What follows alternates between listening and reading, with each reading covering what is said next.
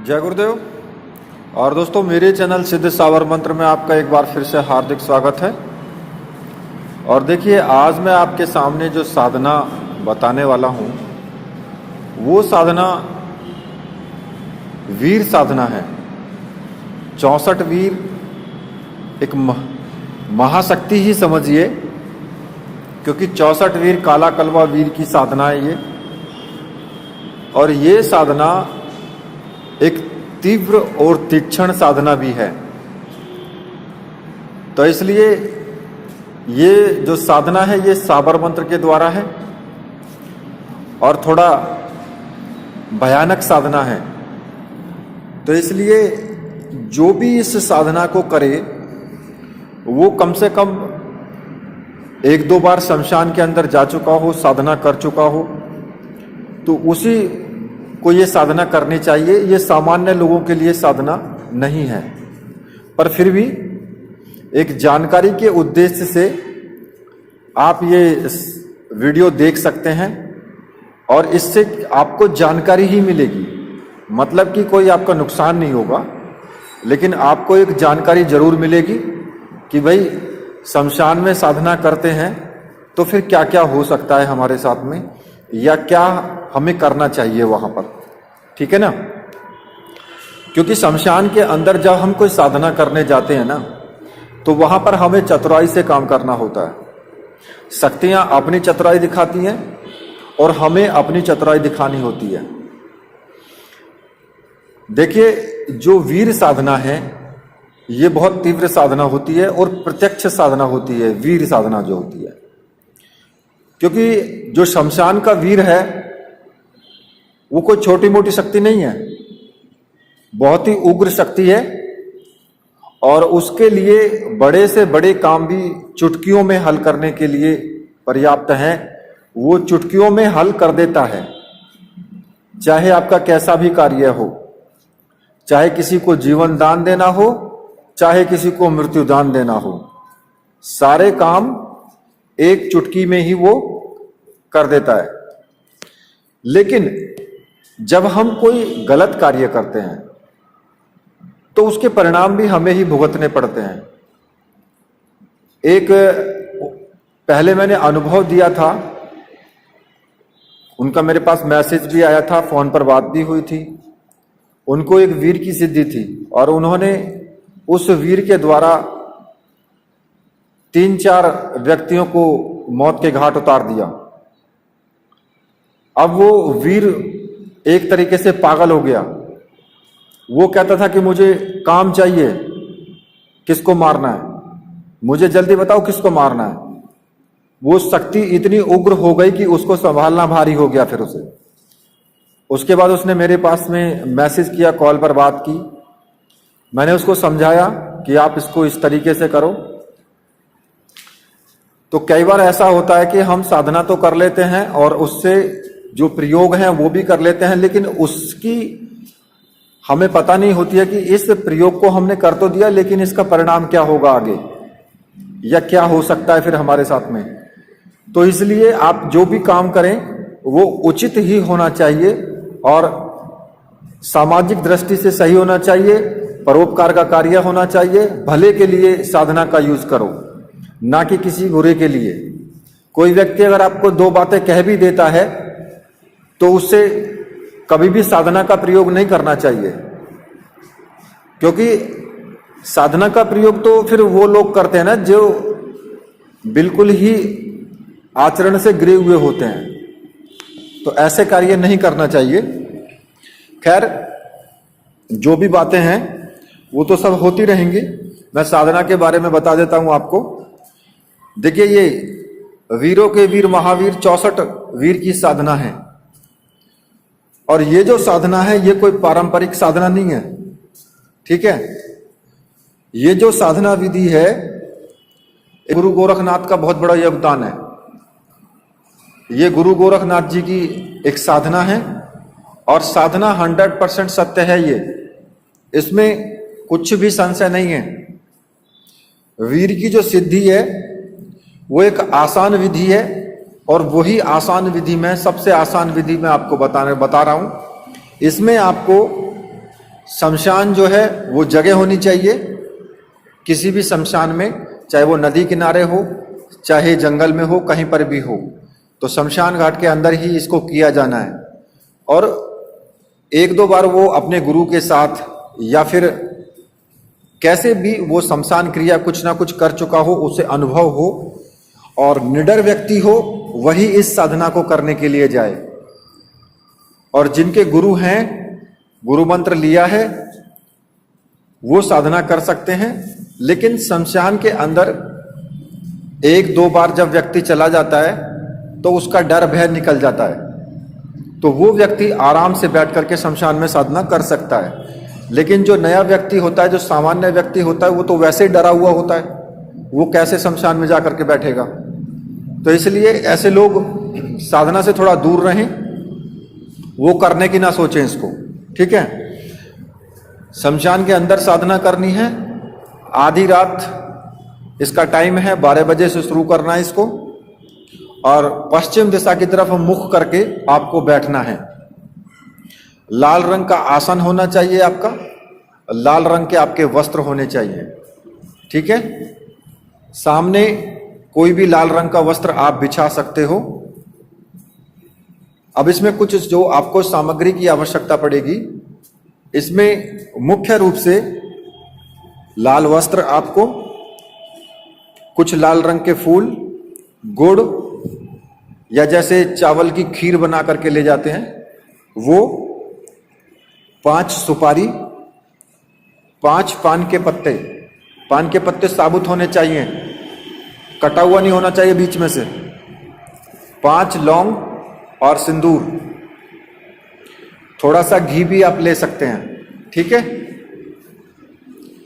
थोड़ा सा घी ले करके जाइए, और एक चौमुखा दीपक आपको जलाना है उसमें तेल का, ठीक है, सरसों के तेल का चौमुखा दीपक आपको वहां पर जला लेना है। पश्चिम दिशा की तरफ मुख करके बैठ जाना है और चौमुखा दीपक आपको जलाना है। पांच के जो पान के पत्ते हैं 5, उन पान के पत्तों को जब लाल रंग का कपड़ा नीचे बिछा लेंगे तो उस पर आपको रखना है, या फिर कपड़ा ना भी बिछाएं तो धरती पर ही रख सकते हैं अगर आपके पास कपड़ा नहीं है ना। क्योंकि कई बार लोगों को परेशानी होती है कि भाई कपड़ा अब रोज उठा करके लेके आएंगे, क्योंकि शमशान में तो छोड़ के नहीं आ सकते, तो इसलिए आप ऐसे ही जमीन पर भी लगा सकते हैं। 5 पान के पत्ते रख लें, उनके ऊपर 1-1 लौंग, 1-1 सुपारी और थोड़ा सिंदूर का टीका लगाएं उनके ऊपर भी, और थोड़ा थोड़ा खीर का भोग रखें, ठीक है। थोड़ा थोड़ा गुड़ रख दें और 1-1 फूल रख दें। जो भी सामग्री है उसमें से थोड़ा थोड़ा पान के जो 5 पत्ते हैं उन पर रख दें, ये उनका भोग हो गया, ठीक है। और इस भोग को आपको लेकर के नहीं आना है, वहीं पर छोड़ आना है। मतलब जब साधना हो जाए तो वहीं पर उसको छोड़ देना है, आपको कुछ नहीं करना है आगे फिर उसका, ठीक है ना, वहीं छोड़ करके चले आए। तो इस प्रकार से जब अब आप ये पूरी क्रिया कर लेंगे तो आपको इस साधना के अंदर जो महत्वपूर्ण सामग्री है, एक आपको माला चाहिए। इसमें माला कौन सी? आपको काला हकीक की माला, ठीक है, या फिर रुद्राक्ष की सिद्ध माला, दोनों में से कोई सी एक माला से आप जाप कर सकते हैं। दूसरा, एक रक्षा माला आपको जरूर चाहिए जो कि आप अपने गले में धारण करके रखेंगे, ठीक है। जब आप इतनी चीज वहां पर कर लेंगे तो आपको क्या करना है कि सबसे पहले आपको अपने चारों तरफ, यानी लगभग 2 मीटर, जहां पर तुम बैठोगे वहां से 2 मीटर की दूरी चारों तरफ, मतलब कि चारों तरफ 2-2 मीटर अपने आपको सुरक्षा घेरा बनाना है।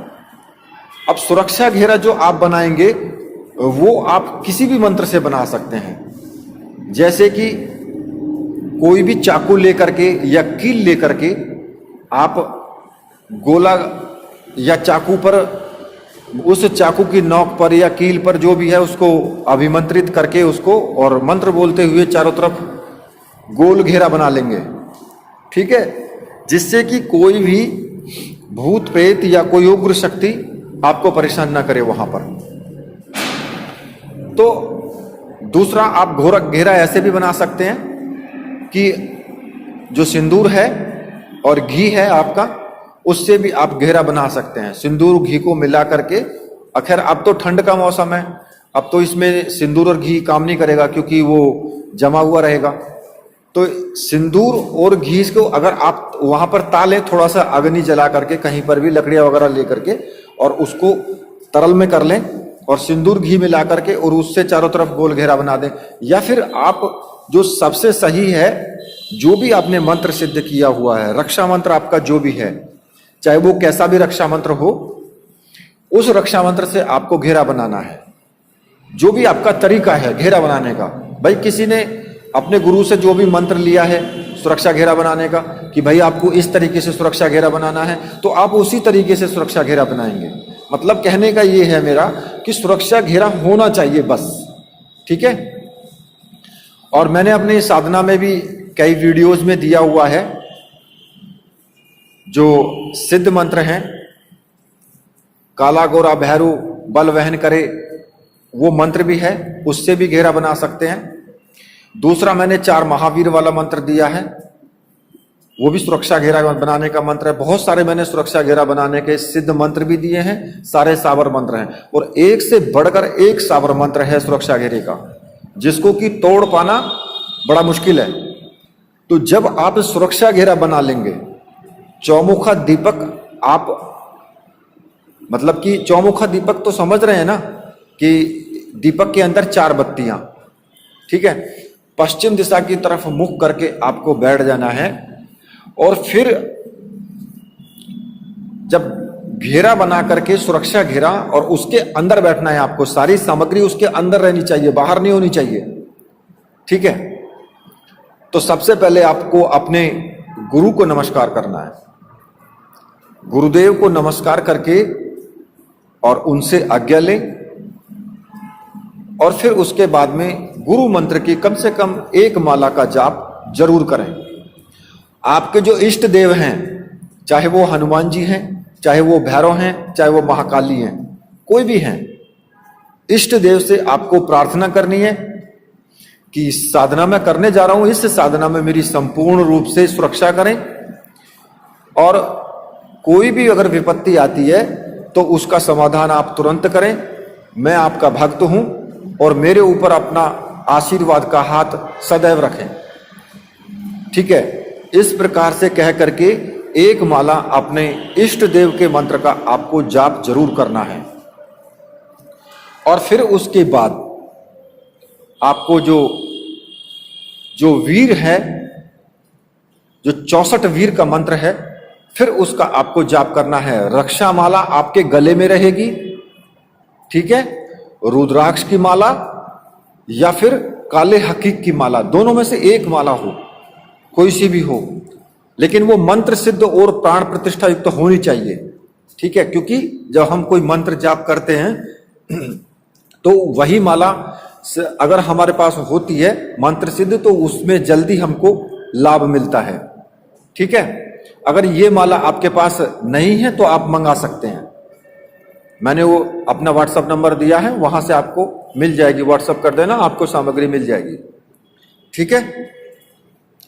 और फिर आपको लगातार 11 माला का जाप आपको पहले दिन करना है। ये 21 दिन की साधना है, और प्रत्येक दिन 12 बजे ही आपको शुरू करनी है, ठीक है, रात्रि के। और पहले दिन आपको 11 माला का जाप करना है, ठीक है। लेकिन दूसरे दिन फिर आपको 12 माला का जाप करना है, तीसरे दिन 13 माला का, चौथे दिन 14 माला का, 5वें दिन 15 माला का। मतलब कि 1 माला आपको प्रतिदिन बढ़ाते जाना है, और पूरे 21 दिन तक आपको यह साधना करनी है। तो अब रोज आपको 1 माला बढ़ानी है, मतलब कि 1 माला फालतू जाप करना है रोज, और 21 दिन तक आपको लगातार ये साधना करनी है। अब मैं आपको इसमें मंत्र बता देता हूं, जो मंत्र आपको इसमें जपना है। ठीक है, तो मंत्र इस प्रकार से है, ओम नमः वीरों के वीर महावीर, काला कलवा 64 वीर, ओम क्लीम क्लीम क्लीम फट स्वाहा। ये मंत्र आपको इसमें जपना है। ठीक है, और एक चीज आप इसमें ध्यान रखें कि सामने कोई अगर जलती हुई चिता हो तो बड़ी अच्छी बात है इसमें। जैसे कि कभी कभी क्या होता है कि जिधर लोग ना सामने की तरफ, जिधर की तरफ शमशान में चिता जलाते हैं, तो चिता की तरफ मुख कर लें। फिर अगर चिता जलती हुई है तो, अगर नहीं जल रही है तो कोई बात नहीं है, फिर भी आप साधना करें ही करें उसमें।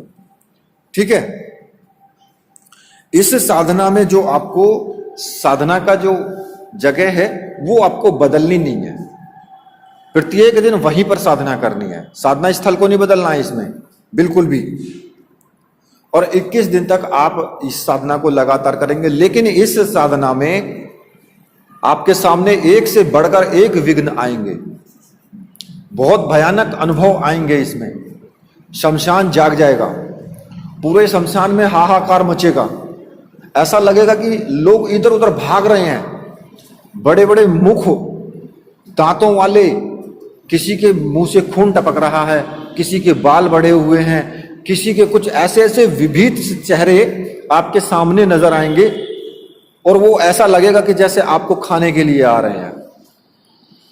कोई शक्ति तुरंत से ऐसा लगेगा शमशान में कि बहुत तेज अंधड़ आने वाला है, बहुत तेज हवाएं चल रही हैं, पूरी पृथ्वी उलट पुलट हो जाएगी। इस तरीके से ऐसे भयानक जो मतलब इसमें अनुभव आते हैं इस साधना के अंदर। दूसरा, ऐसे लगेगा कि बहुत जोरों से बम फट गए हैं।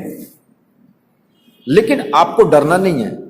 आपको अगर अपने आसन पर आप बैठे रहेंगे, साधना करते रहेंगे, तो होगा कुछ नहीं, बिगड़ेगा कुछ नहीं, क्योंकि आप सुरक्षा घेरे के अंदर बैठे हुए हैं।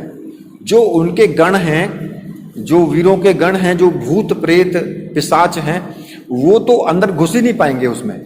आपको ऐसा, वो बाहर खड़े रहेंगे, घेरे के बाहर खड़े रहेंगे, और आपको ऐसी नजरों से घूरते रहेंगे कि एक बार आप बस उनके कब्जे में आ जाओ तो चीर फाड़ के रख देंगे। ऐसी नजरों से वो घूरेंगे कि आपको चीर फाड़ के रख देंगे। इस तरीके से ऐसे मतलब कि ऐसे विघ्न आएंगे, 100% आएंगे। ऐसे लगेगा कि बहुत तेज से धमाका हुआ है, धरती फट गई है, हाहाकार की आवाज हो रही है, और इस तरीके से शमशान के अंदर आपको बहुत जोर से मतलब कि ऐसा लगेगा कि पता नहीं क्या होने वाला है। बिजली कड़कना, वर्षा होना, ये सब चीजें होंगी। मतलब कि जब वीर साधना आप करते हैं तो वीर जो है वो पूरी कोशिश करेंगे कि आपकी साधना बीच में भंग हो जाए, यानी साधना बीच में टूट जाए। लेकिन होगा तब तक ही है जब तक कि आप मंत्र जाप करोगे। जैसे ही मंत्र जाप खत्म होगा और आप वहां से चलोगे तो फिर कोई दिक्कत नहीं है आपको। लेकिन फिर भी अगर आप वहां से अपने घर के लिए वापस चलते हैं, जैसे कि आपने साधना कर ली एक दिन, आप अपने घर तो आएंगे, ठीक है, वहां से, तो फिर आपको क्या करना है कि आपको सुरक्षा घेरा जो लगा है वहां पर, उस सुरक्षा घेरे का कोई तोड़ वोड़ नहीं करना है आपको। कभी उस सुरक्षा घेरों को तोड़ने के चक्कर में वहां पर लग जाओ, ठीक है, क्योंकि ज्यादा अपनी बुद्धि और ज्यादा चतुराई मत दिखाना। जितना बताया गया है सिर्फ उतना ही, तो वहां पर घेरे वेरे को नहीं तोड़ना है, वहां से उठ करके सीधे अपने घर चलना है। और जैसे ही वहां से घेरे में से निकलो, तुरंत ही सुरक्षा मंत्र बोलते हुए अपने शरीर को सुरक्षित करो और तुरंत वहां से निकल लो, क्योंकि जो शक्तियां हैं वहां पर वो हो सकता है कि आपके साथ वहां से चल दें। तो इसलिए अपने शरीर को सुरक्षित करो, जिससे कि आप अपने घर तक आए तो सुरक्षित रूप से आए, और घर आकर के फिर आप स्नान करें। स्नान करके और अपने इष्ट देव का सुबह के टाइम पूजन करें। ठीक है, तो रोज आपको ये प्रक्रिया रोज अपनानी है। अब इसमें जो आप के सामने 21वें दिन होगा, लास्ट में 21वें दिन वीर जो होंगे वो आपको तरह तरह के प्रलोभन भी देंगे। आपको ऐसा लगेगा कि कोई सुंदर स्त्री भी आ रही है, ऐसा भी बहुत कुछ होगा कि कोई स्त्री आपके पास, अनुभव आपके हो सकता है कि आपके घर पर भी अनुभव हो, लेकिन आपको बच करके रहना है। पूरे यम नियम के सिद्धांत का पालन करना है, ब्रह्मचर्य व्रत का पालन करना है, किसी से बुरा नहीं बोलना है, किसी का दिल नहीं दुखाना है, बिल्कुल भी, मतलब कि कम से कम लोगों से बातचीत करें और अपने आप को अलग रखें, लोगों से ज्यादातर अलग रखने की कोशिश करें, जिससे कि आप किसी के बारे में चुगली चपाटी ना करें, किसी को डराएं धमकाएं ना, किसी को मारे पीटे ना, कहीं किसी से झगड़ा ना करें। मतलब कि कहने का ये है कि कोई भी ऐसा काम ना करें जिससे जो कि यम नियम सिद्धांत के विरुद्ध हो। एक अच्छा आचरण आपका होना चाहिए, भोजन सात्विक करें, कोई दिक्कत नहीं है। ठीक है, अगर आपने ना देखा हो तो मैंने पिछली वीडियो में डाला है साधना के 8 विघ्न, उस वीडियो को आप पूरी देख सकते हैं। उस वीडियो में मैंने बता दिया है कि किस तरीके से आपको अपनी साधना पूर्ण करने के लिए आपको क्या क्या तरीके अपनाने चाहिए। तो जब आप ये साधना 21वां दिन आपका होगा तो उस दिन बड़े जोरों से आवाजें भी आ सकती हैं, बीच में भी आवाजें आ सकती हैं साधना के बीच में कि ये साधना तू छोड़ दे वरना मैं तुझे खत्म कर दूंगा, मैं तुझे मार दूंगा, ये साधना छोड़ दे नहीं तो। ऐसी ऐसी डरावनी चीजें, रोबर भी आ सकते हैं। अब ये मत कहना कि गुरुजी आप तो डरा रहे हो, क्योंकि गुरुजी डरा नहीं रहे, जो सत्य है वो बता रहा हूं। डराने धमकाने का काम नहीं है और कुछ छिपाने का काम भी नहीं है मेरा, जो है वही मैं बता रहा हूं। क्योंकि मैं अगर छिपाऊंगा ना तो पता नहीं, कोई हो सकता है कि कोई व्यक्ति जा करके और बड़े पचड़े में फंस जाए। तो इसलिए ये जो साधना है ये मैंने आपको, अगर आपके सांसारिक गुरु कोई हैं या उनसे साधना की दीक्षा आपने ली है तो फिर आप इस साधना को करें, अन्यथा मैंने जानकारी के लिए आपको साधना बताई है, इसमें आप जिम्मेदार खुद होंगे फिर उसके। ठीक है ना, तो इसलिए बड़े हिसाब से आपको ये साधना करनी है, क्योंकि ये कोई छोटी मोटी साधना नहीं है, बहुत प्रचंड साधना है ये। जब 21वें दिन वीर आपके सामने प्रत्यक्ष होगा ना तो फिर आप समझ लीजिए कि उस वक्त ऐसा धमाका होगा कि जोरों से धरती फटेगी, आसमान फट जाएगा, ऐसा लगेगा उस वक्त में। और जब वो आपके सामने प्रत्यक्ष होगा तो वो आपसे कहेगा कि बता तेरी क्या इच्छा है, क्या तू मांगना चाहता है। तो उस वक्त आपको उनसे 3 वचन ले लेने हैं। पहले उनसे बोल देना है कि मुझे 3 वचन दीजिए तब मैं आपसे मांगूंगा।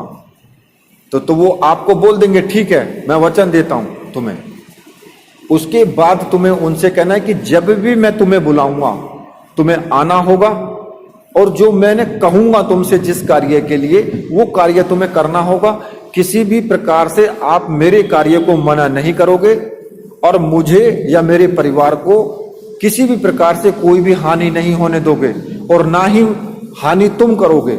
मुझे और मेरे परिवार को किसी भी प्रकार की हानि नहीं पहुंचाओगे, सदैव रक्षा करोगे, ये वचन दो मुझे। जब वो तुम्हें इस प्रकार का वचन दे दे तब आप साधना को संपूर्ण समझना।